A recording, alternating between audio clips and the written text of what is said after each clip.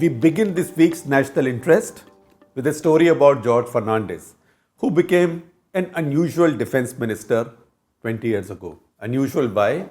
Because a man who was a trade union activist, a maverick who wore chappals and crumpled kurta-pyjamas, became the minister for a ministry which is our most formal and which is known for its spit and polish. There was skepticism about him, but he brought in a certain native wisdom, and he understood that one of the big problems with India's defense was that its decision making, particularly when it came to purchases, was all trapped in a bureaucratic setup and also tensions between the uniformed officers and civil bureaucracy.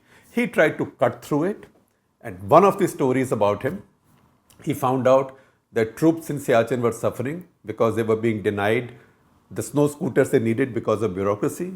So he identified the officers responsible for those delays and sent them to Siachen and made sure they only came back once they were quote unquote convinced that the snow scooters will be needed, and those scooters were bought.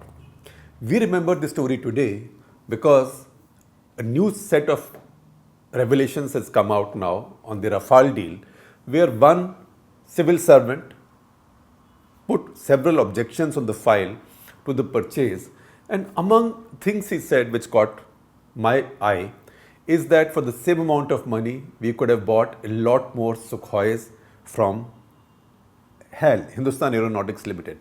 Now, if wishes were Rafales, Sukhois would fly.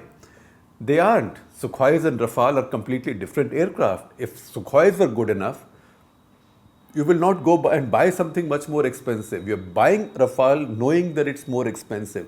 How would George Fernandes have dealt with this man?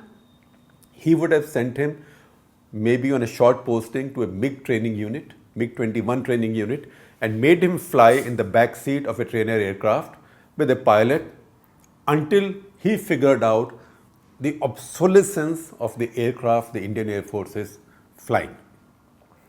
Obviously, that is not available right now. He's gone to another ministry.